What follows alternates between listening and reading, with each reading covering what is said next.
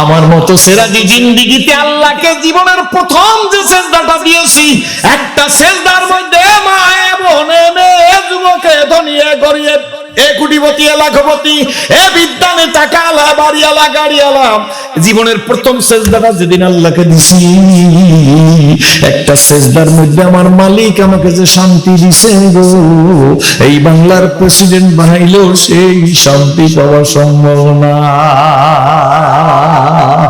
বুঝাইতে পারবো না। চেষ্টা করতেছি। রহমতের রাসূল ওদের যুদ্ধের ময়দানে রওনা করছেন।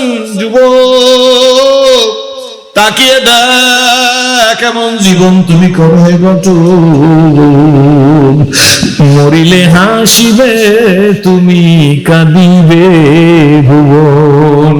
আল্লাহ রাসূল ওদের যুদ্ধের দিকে রওনা করছেন। মসজিদের নববী থেকে নামলেন, কয়েক কদম সামনে গিয়ে গো রহমতের রাসূল এইভাবে করিয়া পিছনের দিকে তাকাইলেন। নবীজি পিছনের দিকে তাকাইছে, পিছনের দিকে তাকাইয়ে দেখতেছে কে আসছে কে আসে নাই। হঠাৎ করিয়া দেখে যুবক সোনামণিরা, স্কুল কলেজ ইউনিভার্সিটির বাবাজিরা শোনো, হঠাৎ করিয়া তাকাইয়ে দেখে একজন দুইজন তিনজনের পরে হযরতে হানজালা, জোরে কোন সুবহানাল্লাহ। আল্লাহ নবী ডাক দেয়, হানজালা তাল তাল এদিকে আসুন। হানজালা এসে দাঁড়াইছে, ডাক দেয় হানজালা কই যাও? হযরতে হানজালা ডাক দেয়, ইয়া রাসূলুল্লাহ ইয়া হাবিবাল্লাহ, আমি উহুদের ময়দানে যাব, উহুদের ময়দানে যুদ্ধ করতে যাব। আল্লাহর নবী ডাক দেয়, হানজালা লেনফসে আলাইকা হকুন, নিজের শরীরের একটা নিজের ব্যক্তির একটা হক আছে, কি বলেন ঠিক না বেটি? অজাওজাতুকা আলাইকা হকুন, নিজের স্ত্রীর একটা হক আছে।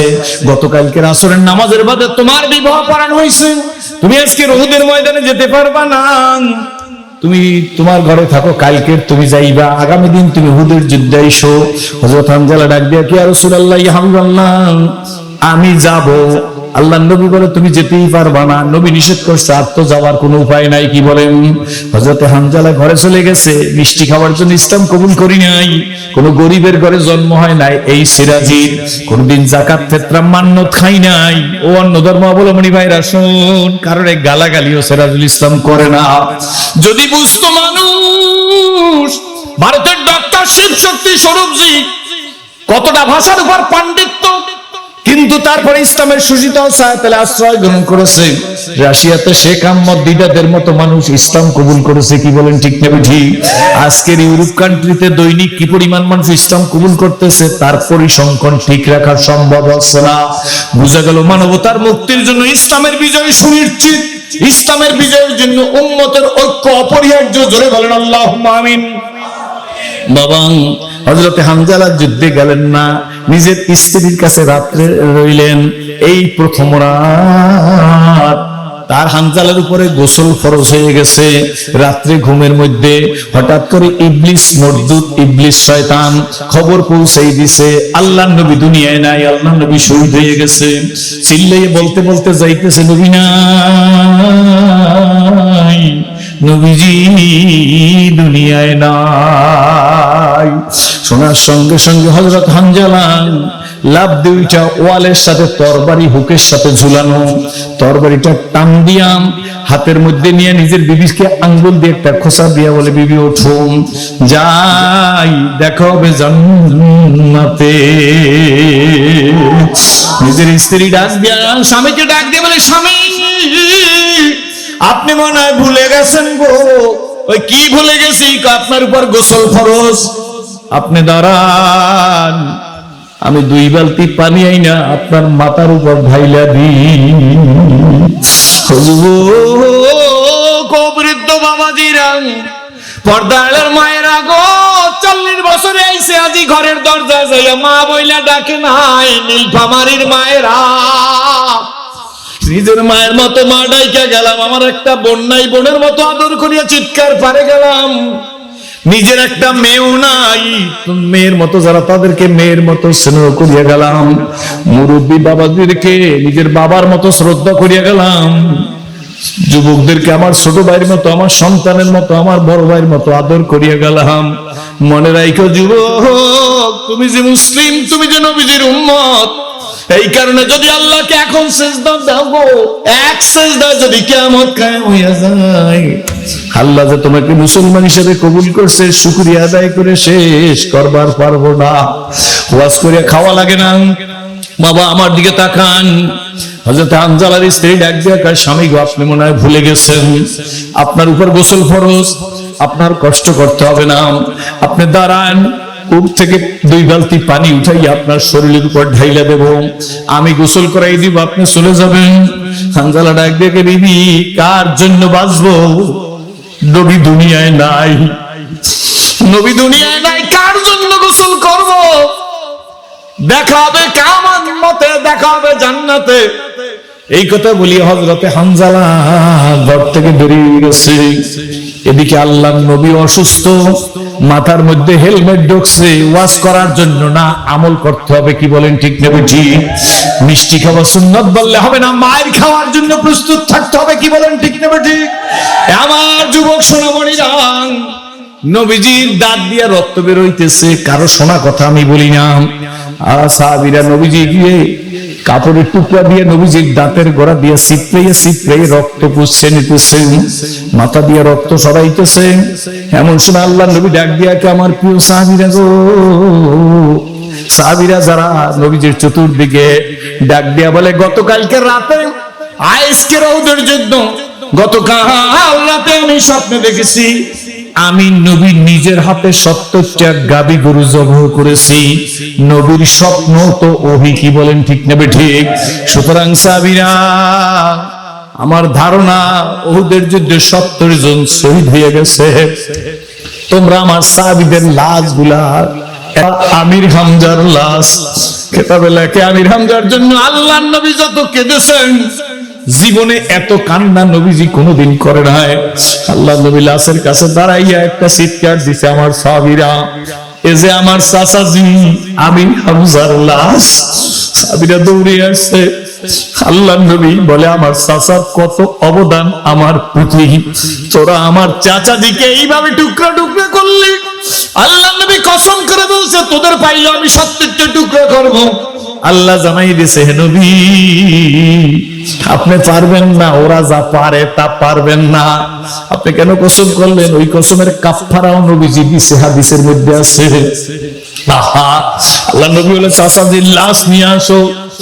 এই 68টি লাশের সাথে চাচা আমির হামজার লাশ রাখছে।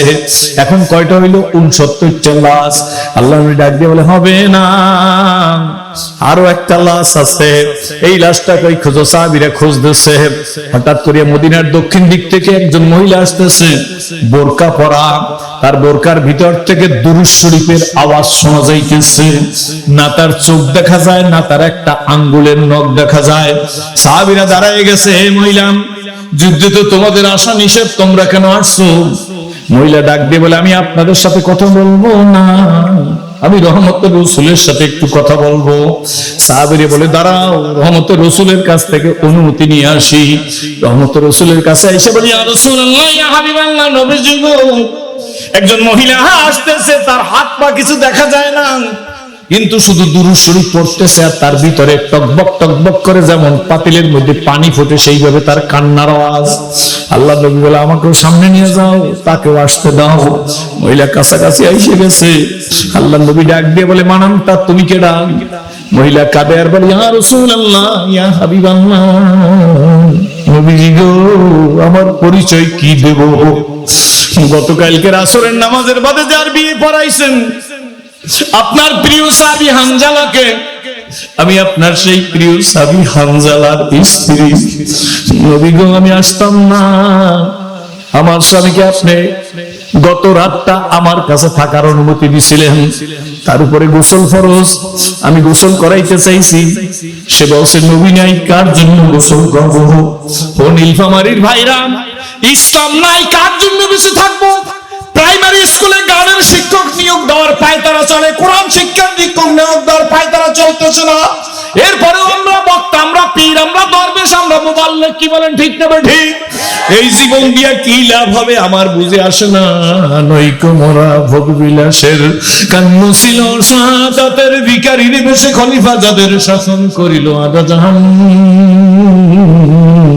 তারা আজ ঘুমিয়ে বিবরতাই বাইরে বইছে ঝড় তুফান। ঘুমিয়ে কাজা করলি ফজর, যখন জাগিনি তখন জোহর। হেলায় খেলায় কাটিল আসর, মাগরিবেতে শুনিয়া যান। এর সাথে জামাত হরে হাজির, এখনো জামাতে আছে রে স্থান। আল্লাহু আকবার। বাজিছে দামামা বাদারে আমামা সে রুসু করি মুসলমান। নয়া জামানার দাওয়াত এসেছে, ভাঙা কিল্লায় উড়ে নিশান। নারায়ে তাকবীর। হয় না নীলফামারীর ভাইরা, আপনাকে দেখে ইসলাম কবুল করলাম, আপনারা যে নারায়ে তাকবীরের স্লোগান দিলেন, খুশি হইয়া বরিশাল যাইতে পারলাম না। একটা যুবক বলো না নারায়ে তাকবীর কেমনে বলতে হয়? নারায়ে তাকবীর। হয় না হাত জায়গায় বল না। এই ছবিটা আল্লাহর কাছে উঠা যাইতে পারে, এইটা নাজাতের ওসিলা হয়ে যাইতে পারে, কি বলেন ঠিক না ঠিক? এমন চিৎকার দিয়া বলো নারায়ে তাকবীর। আল কোরআনের আলো, আল কোরআনের আলো। ও বন্ধু, কবি নজরুল লেখা গেছে, নৈকো মোরা ভোগবিলাসের কান্ন ছিল শাহাদাতের ভিখারির বেশে খলিফা যাদের শাসন করিল আদা জাহান। তারা আজ ঘুমিয়ে বিবরতাই বাহিরে বইছে ঝড় তুফান। ঘুমিয়ে কাজা করিলি ফজর, যখন জাগিনি তখন জোহর। হেলায় খেলায় কুটি কাটিল আসর, মাগরিবেতে শুনিয়া যান। এর সাথে জামাত হরে হাজির, এখনো জামাতে আছে রে স্থান। একটা জীবন কয়টা? ধরে কোন জীবন কয়টা? এই জীবনটা কোরআনের সাথে গর্ব। কারা রাজি হাত জাগান? দুই হাত জাগায় কোন। আমি আপনাদের দেখে কোরআনের সাথে জীবন গড়ার জন্য আসছি, আপনারা কি পারবেন না? জোরে কোন। আল্লাহ নবী ডাক দিয়া বলে, মাগো হানজালার উপর গোসল ফরজ আমিও তো জানি না। আমার সাহাবীরা গো, দেখো না হানজালার লাশ কই গো। সাহাবীরা পাগল পারা হইয়া খুঁজে, আমার নবীজিও খুঁজতেছে, কোথাও হানজালার লাশ দেখা যাইতেছে না। রহমতের রাসূল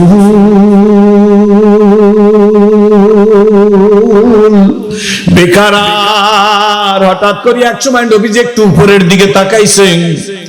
নবীজি উপরের দিকে তাকাইয়ে দেখে সপ্তম আসমানে বাইতুল মামুরে হানজালার লাশ জিবরিল জানাজা দিতেছে। জোরে কোন সুবহানাল্লাহ।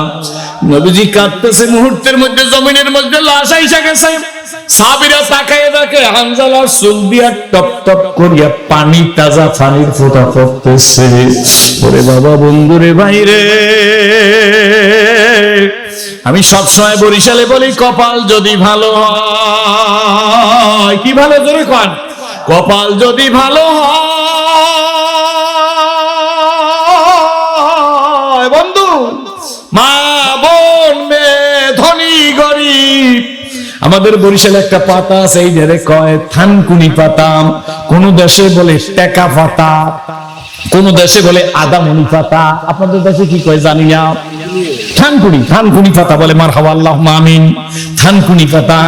আমি আমার দেশে বলি, কপাল যদি ভালো হয়, ঘরের পাশের থানকুনি পাতা খাইয়াও ক্যান্সার ভালো হয় গো। আর কপাল যদি খারাপ হয় বাবা গো, ভেলোর মাদ্রাস সিঙ্গাপুর নিয়ে গেল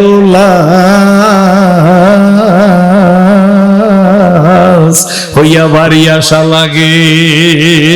ঠিক ঠিক জোরে কন। সত্য না মিথ্যা? জোরে কন। আরে কোরআনকে জমিনের মধ্যে প্রতিষ্ঠা করার জন্য, প্রতিষ্ঠিত করার জন্য জীবনটারে গড়ি যুবক বইলা গেলাম, দাওয়াত দিয়ে গেলাম।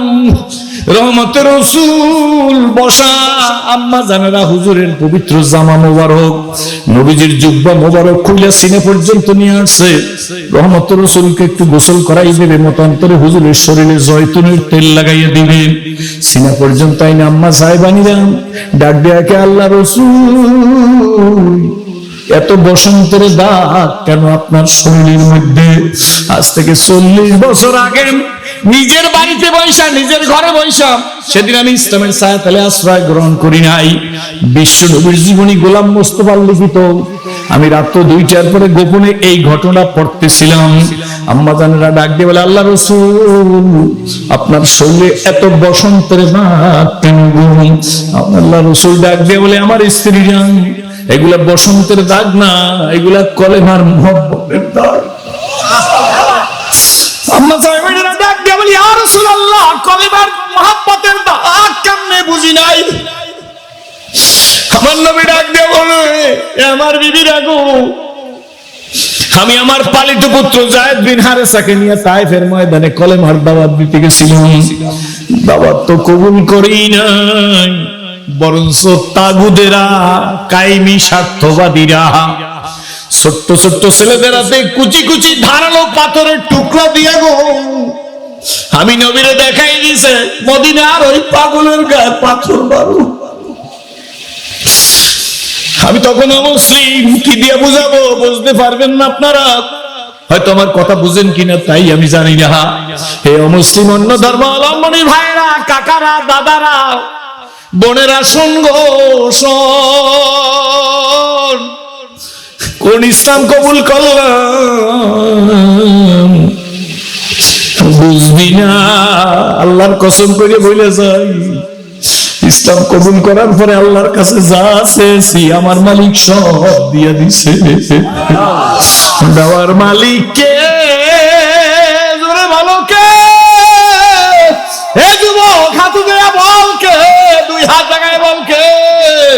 हर गरीदन को तू तो यार है, सुना मांगे उससे तू बेजार है।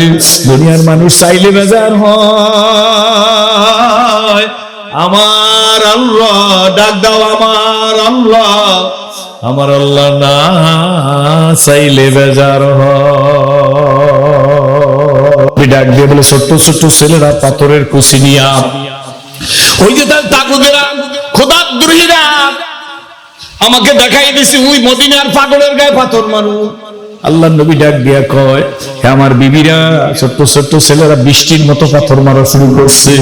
পালিত পুত্র যায়েদ বিন হারেসা, কোন যায়েদ বিন হারেসা জানেন? নীলফামারীর ভাইরা, ওই যে মুতার যুদ্ধে শহীদ হয়ে গেছে যায়েদ বিন হারেসা।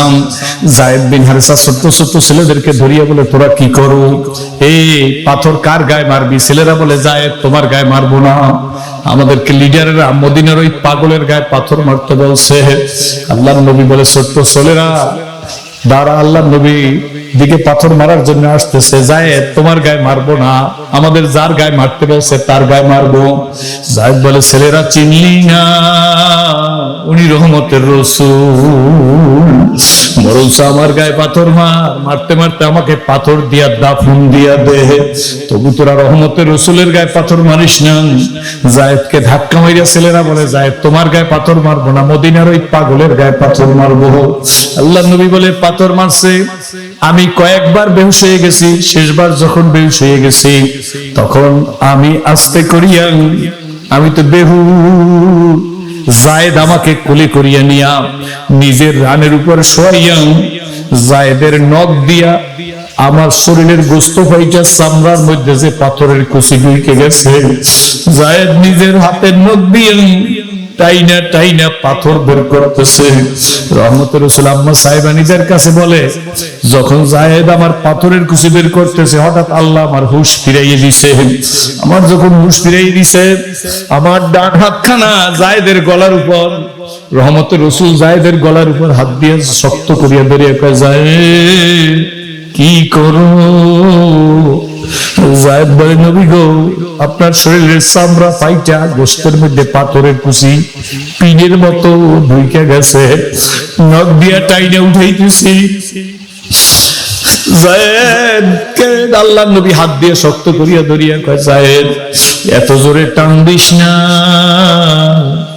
আমার মনে হয় কলিজারা সিরিয়া যাইতেছে। বন্ধুরে, এই ঘটনা পড়তেছি তখন অমুসলিম, না বললেও আপনারা বুঝবেন না, সেই জন্য না হয় আমি 40 বছরের আগের কথা কোনোদিন বলি না। এই ঘটনা পড়তেছি, নবীজির জীবনী কেউ যেন জানে না। পড়তে পড়তে নিজের পড়তেছি আর চোখের পানি পড়তেছে। কেন চোখের পানি পড়ে আমি জানি না, কার চোখের পানি কেন বের হয় জানে না। কি বলেন ঠিক না ঠিক? তবে বাবাকে মনে রাখবেন, দুনিয়ার ঘরে আগুন লাগলে ফায়ার সার্ভিসের ট্যাঙ্কির পানি, খালের পানি, নদীর পানি ছাড়া সে আগুন নিবে না। আপনার আমার অন্যায় অপরাধ গুনার কারণে খোদা না খাস্তা যে জাহান্নামের আগুন জ্বলে রইছে, এই জাহান্নামের আগুন চোখের পানি ছাড়া ঠান্ডা হবে না। আমার নবীর কথা শুনিয়া যার চোখের কিনারে একটু পানি আসছে, আল্লাহর কসম এই পানি বের হওয়াটাই আমাদের নাজাতের জন্য যথেষ্ট হইয়া যাইতে পারে। কি বলেন ঠিক ঠিক? আজকে তো বাবা কোনো কান্নাকাটির ওয়াজও করতে জানি না, সব হাসাহাসি। কি বলেন ঠিক না ঠিক? হাসির কি ফজিলত আছে আমি জানি না। কাঁদতে কাঁদতে রুমের ভিতরে পাগল হয়ে গেছি। ঠিক বাবাজি নবীর জীবনী পড়তে পড়তে আল্লাহু আকবার, কয়টা রাত্র বাইজে গেছে আমি জানি না। হঠাৎ করে পিছন দিক থেকে মা ঈশা দরজায় টোকা দিছে, দরজা খুইলা ভিতরে ঢুকে গেছে, ডাক দিয়ে বলে, ছেলে এত রাত্র জায়গা পড়ো কেন? তখন আমি চোখের পানি মুছবোটাও পারতেছি না। আমার সে মা, আমার একটু পড়া আগাইয়া রাখা দরকার। এই 2-3টা কথা বলার সঙ্গে সঙ্গে মাথা নিচের দিকে দেওয়া। মা মনে করছে আমি কাঁদতেছি কেন, কপাল জাগাই বলে, কিরে তুই কাঁদো কেন? আমার সে মা, আমি কাঁদি না, আমার চোখ জ্বলতেছে।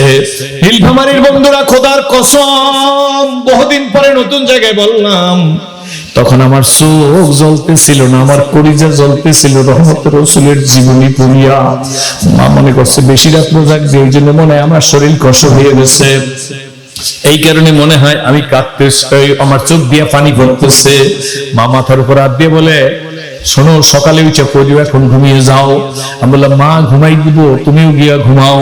মা মায়ের রুমে গিয়া সিটকানি দিছে। আমি আমার রুম থেকে বের হইয়া মায়ের রুমের কাছে গিয়ে আস্তে করে একটু ধাক্কা দিয়া দেখলাম মায়ের রুম থেকে সিটকানি বন্ধ। আমি এসে আমার রুমের মধ্যে সিটকানি বন্ধ করিয়াম, আবার বাতি জ্বালাইয়া রহমতের রাসূলের জীবনীটা এইভাবে বের করছি। আমি 2001-এ যখন নবীজি রওজার কাছে গেছি, হুজুরের রওজার কাছে গিয়ে বলছি, নবীজি একটা আসামি বাংলার জমিন থেকে আপনার রওজার কিনারে আসছে। এই আসামি জীবনে কল্পনাও করে না আমার মতো সিরাজি আপনার রওজার কিনারে দাঁড়াইব। আর কিছু চাই না গো নবীজি, আল্লাহর কাছে বলে দেন আল্লাহ যেন জাহান্নামের আগুন হারাম করে দেয়। মাকে বিদায় দিয়ে রুমের মধ্যে বসে আবার পড়া শুরু করছি। ঘটনার সমাপ্তি চাই না, নিজে আর নিজেকে কন্ট্রোল করতে পারি নাই। নবীজির জীবনীটা বুকের উপর রাইখা বাতি বন্ধ করিয়া এইভাবে একটা বালিশে হেলান দিয়া 2টা হাত আল্লাহর দরবারে জাগাইছি। 2টা হাত জাগাইয়া নিজে বলতেছি, মালিক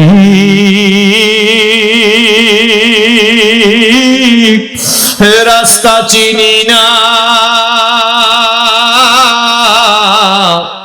রাস্তা দেখাইয়া দাও। কতক্ষণ বলছি জানি না যুবক শোন, স্কুল কলেজ ইউনিভার্সিটির আব্বুরা শোন, হইতেও পারে আজকের 2টা পড়া চোখের পানির বদৌলতে তোর জিন্দেগির পুরা পরিবর্তন। কি বলেন ঠিক না ঠিক? হইতে পারে কি পারে না? জোরে খান, পারে কি পারে না? কতক্ষণ বলছি জানি না, ঘুমাইয়ে গেছি। ঘুমের আগে বলছি, মালিক রাস্তা দেখাইয়া দা। বাবা বইলে দিলাম, নেতার কাছে চাইতে হবে না, আমার মালিকের কাছে চাও। কার কাছে? আল্লাহর কাছে চাও। কতক্ষণ বলছি জানি না, ঘুমিয়ে গেছি। ঘুমের মধ্যে স্বপ্নে দেখি আমার সামনে বিরাট একটা ফুটন্ত গোলাপ ফুল। আল্লাহু আকবার! গোলাপ ফুলের উপর দাঁড়িয়ে আছেন একজন মানুষ,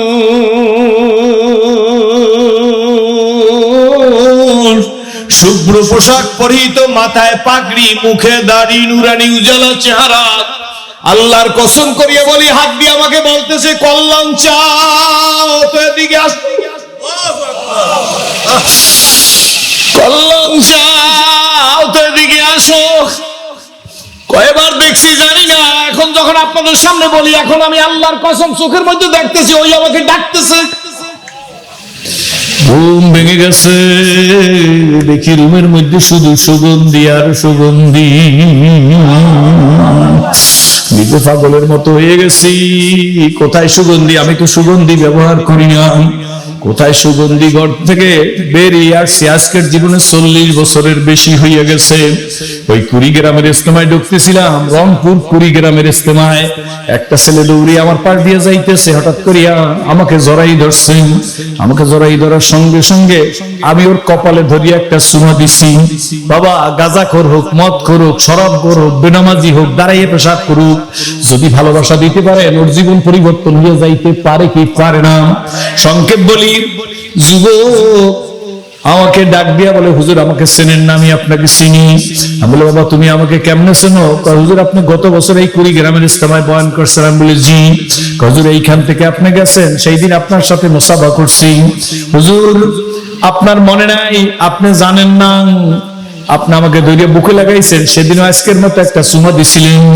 হুজুর আপনার কি মনে আছে? আসলে এই কসম আমার কিছু মনে নাই। হুজুর আমি মৌলবীর গোষ্ঠীও দেখতে পারি না, টুপিওয়ালা দেখতে পারি না, আলেম ওলামা দেখতে পারি না, কিন্তু হুজুর আমাকে আপনি চুমা দিয়ে ছাড়িয়ে দিয়েছেন। আমি এই রাস্তাটা ক্রস করে ওই পাশে গেছি, ওই পাশে গিয়ে রাস্তার পাশে নিজে বসে পড়ছি, আমার শরীর কাঁপতেছে। হুজুর আমি বদমাইশ, আমি নেশাখোর। যখন আপনি আমার মুখটায় চুমা দিচ্ছেন, কপালটায় চুমা দিচ্ছেন, তার 5 মিনিট কি 3 মিনিট আগে আমি গাঁজা খাইয়ে আসছি। হুজুর আপনি চুমা দেওয়ার পরে নিজে নিজে আপনাকে ইউটিউবে দেখছি। আমি চিন্তা করলাম অন্য ধর্মের মানুষ ইসলাম কবুল করিয়া আইসা গাঁজা খোদ্দার কপালে চুমা দিছে, তুই আর গাঁজা খাবি? এই কথা বলি হুজুর নিজের পায়ের স্যান্ডেল দিয়ে নিজের গালের মধ্যে টাস টাস করিয়ে বাড়ি দিছি। কতক্ষণ পরে হুজুর আমি নিজে হাঁটতে হাঁটতে ওই বাজারে গেছি, বাজার দিয়ে হুজুর কম দামের একটা লুঙ্গি কিনছি, একটা টুপি কিনছি, বাড়িতে গেছি, গোসল করছি, জীবনে নামাজ পড়ি না। হুজুর আমি অত বড় অসভ্য। আমি বলি কেন তুমি এত বড় অসভ্য? হুজুর আমার মাকে আমি পাড়াই ধরছি, বুকের উপর পাড়া দিয়ে বলছি গাঁজার টাকা দেয়। মা গাঁজার টাকা দেয় না, তখন মায়ের গলার স্বর্ণের চেইন বাজারে বিক্রি করি আমি গাঁজা খাইছি। আজকের সন্ধ্যায় সেদিনের কথা বলে যাই, আমি যখন গোসল করতেছি, মা জানলা দিয়ে আমার দিকে তাকাই আছে, অসময়ে ছেলে গোসল করে কেন? মাগরিবের আজান দিয়েছে, মাথায় টুপি দিয়া নতুন লুঙ্গি পরে যায়, নামাজে দাঁড়াই। পরে বললাম, বলে আমার মা ঘরের মধ্যে একটা চিৎকার দিয়া কাঁদে আর গড়াগড়ি যায়। আমার বাবারে আল্লাহ তোমারে কে চিনাই দিল? হুজুর নামাজের মধ্যে আমি কিছু বলি নাই, নামাজ পড়িয়া যাই এই মায়ের পা দুইটা খপ করে জড়াই ধরছি, মায়ের পা দুইটা খপ করে জড়াই ধরে বলছি, মা দৌড় দিয়া দা আনছি, দাওয়াই না মাকে বলছি আমার জবাই দিয়ে দাও, কারণ আমি একদিন তোমার গলায় দা ধরিয়া তোমার গলার চেন নিয়ে আমি গাঁজা খাইছি। মা ডাক দিয়ে বলে, ছেলে মা কি সন্তানকে কোনোদিন জবাই দিতে পারেনি? কয় মা তুমি আমার জবাই দিয়ে দাও, তুমি আমায় মাফ করিয়া দাও। তখন বলে, হুজুর মা আমাকে জিজ্ঞেস কর তোর সব মা, কিন্তু তোরে কে এই পথ দেখাইলো? বলে হুজুর তখন আমি বলছি গাঁজাখোরের মুখে সেরাজি হুজুরে চুমা দিছে, আমি ওই মাঠে বসে মা আল্লাহর কাছে তওবা করছি, আর জীবনে নেশা ধরবো না। হুজুর আমি সেই লোক। তখন আমি আর নিজেরে কন্ট্রোল করতে পারি নাই, আমি বলছি ঠিক আছে, মাদ্রাসার জামিয়া ফজলুল করিম রহমাতুল্লাহ আলাইহি মাদ্রাসা ধল্লার পরে আমি বলছি 3 তলায় আইসা আমার সাথে কথা বলবা। ওকে পিছনে রাইখে আমি চলে গেছি, ওর দিকে আর আমার তাকাইতেও খেয়াল নাই। কয়েক কদম যাই একটু পিছনের দিকে তাকাই, ওই যুবককে দেখে এই প্যান্ডেলের বাঁশের সাথে মাথা ধরে বাড়ি দিতে আসছে, আর ডাক দিয়ে বলে, মালিক তুমি আমার রহমতের দরজা থেকে তাড়াইয়া দিও না। বিশ্বাস করেন গত বছর সেই ছেলেকে দেখছি, মনে হয় যেন কওমিয়া মাদ্রাসার মুহতামিম। হুজুর ওই দিন থেকে 1 ওয়াক্ত নামাজ আমি তাকবীরে উলা ছাড়া আদায় করি না। এ নীলফামারীর সোনামণিরা, গুছাইয়া কথা বলার সুযোগও পাইলাম না। আমি আপনাদের পায়ের উপর হাত রাইখা যাই, আমি একজন মুসলিম, but now I am old, not I am new. আমার দিকে তাকান, কারা ওয়াদা দিতে পারেন যুবক? নিজের সন্তানের মতো দোয়া করবো যে হুজুর ইচ্ছাকৃত আর নামাজ ছাড়বো না, এমন যুবক কারা? দাঁড়াইয়া দেখাও, দাঁড়াইয়া দেখাও, দাঁড়াইয়া ওয়াদা দাও হুজুর, হাত জাগাও, হাত জাগাও, দাঁড়াইয়া যুবকের একটু দেখাও। নিজের সন্তানের মতো, নিজের ভাইয়ের মতো, নিজের বন্ধুর মতো দোয়া করো, আল্লাহ তুমি কবুল করো। হাত জাগাইয়া নারা দাও, নারা দাও, জেসেরা যে আর জীবনে ইচ্ছাকৃত 1 ওয়াক্ত নামাজ ছাড়বো না। আলহামদুলিল্লাহ বলে বসে পড়েন।